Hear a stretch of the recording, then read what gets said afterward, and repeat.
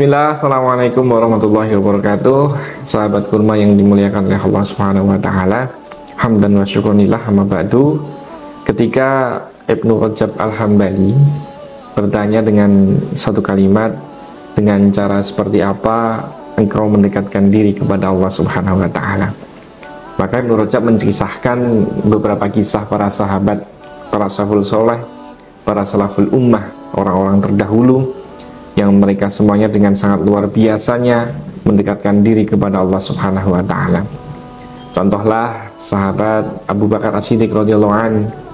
Beliau adalah salah seorang pemimpin umat Islam setelah meninggalnya daripada Rasulullah sallallahu alaihi wasallam.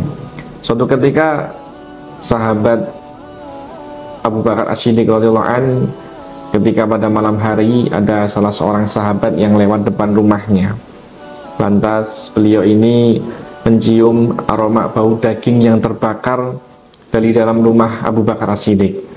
Maka keesokan harinya, karena ragu-ragu apakah itu memang bau daging yang terbakar, sehingga Abu Bakar ini lupa untuk mematikan bara apinya, bertanya kepada Abu Bakar, "Wahai Abu Bakar, apakah engkau tadi malam sedang memasak daging, lantas engkau lupa untuk mematikan bara apinya?" Maka Abu Bakar menjawab, "Wahai sahabatku, tidak ada hal yang aku lakukan ketika malam hari, melainkan aku sedang bermunajat kepada Allah Subhanahu wa Ta'ala."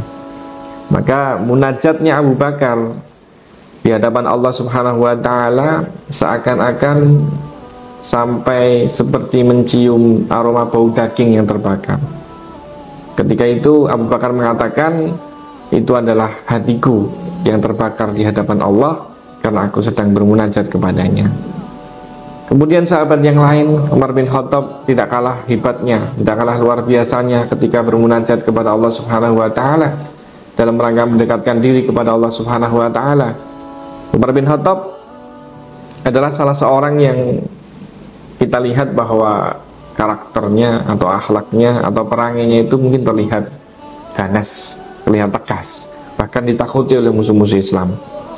Tetapi di satu sisi bahwa dalam rangka mendekatkan diri kepada Allah, Umar bin Khattab ini senantiasa menangis di hadapan Allah Subhanahu wa Ta'ala.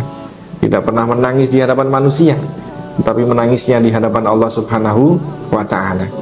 Sehingga tanda dua garis hitam yang menggaris di dua mata daripada Umar bin Khattab bertanda bahwa Umar bin Khattab itu sering kali menangis di hadapan Allah Subhanahu wa Ta'ala dalam rangka mendekatkan diri kepada Allah. Maka ketika bicara sahabat-sahabat yang lain, salaful ummah, Imam Asy-Syafi'i, ketika ditanya, "Wahai Imam Asy-Syafi'i, dengan cara seperti apa engkau mendekatkan diri kepada Allah?" Maka Imam Asy-Syafi'i menjawab bahwa setelah selesai sholat Isya sampai kemudian menjelang subuh, Imam Asy-Syafi'i ini senantiasa melaksanakan sholat malam semalaman suntuk. Bahkan ketika sholat malam semalaman suntuk, Imam Asy-Syafi'i ini senantiasa menghatamkan Al-Quran dalam bacaannya. Imam Ahmad tidak kalah fantastisnya. "Wah Imam Ahmad, dengan cara seperti apa engkau mendekatkan diri kepada Allah?" Imam Ahmad mengatakan tidak kurang daripada 300 rakaat beliau kerjakan sholat seharian untuk dipersembahkan kepada Allah Subhanahu wa Ta'ala. Ma'asyiral muslimin rahimani wa rahimakumullah, sahabat kurma yang berbahagia. Maka Ibnu Rajab kemudian lantas mengatakan, kalau kita memang tidak mampu dalam rangka mendekatkan diri kepada Allah dengan cara-cara fantastis luar biasanya para sahabat salafus soleh, salaful ummah, maka kata Ibnu Rajab, dekatkanlah dirimu kepada Allah dengan cara kita menyampaikan hajat-hajat kita kepada Allah. Mendekatkan diri kita kepada Allah dengan cara kita menyampaikan unek-unek kita. Kalau bahasa kita barangkali, marilah kita itu kalau sambatnya sama Allah. Kalau kita itu mengeluh, mengeluhnya sama Allah. Sehingga semakin kita menyampaikan keluh kesah kita kepada Allah, sambat kita kepada Allah, keinginan-keinginan, hajat-hajat kita kepada Allah, maka insya Allah itulah yang menjadi sebab insya Allah dekatnya kita dengan Allah Subhanahu wa Ta'ala.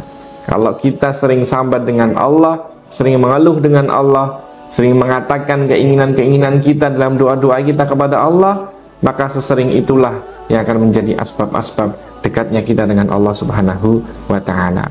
Kalau kita memang tidak pernah sambat, kita pernah mengeluh kepada Allah, tidak pernah kemudian kita menyampaikan hajat-hajat dan keinginan kita kepada Allah, maka barangkali Allah juga akan berpikir kepada kita, apakah manusia ini sebenarnya butuh dengan kita.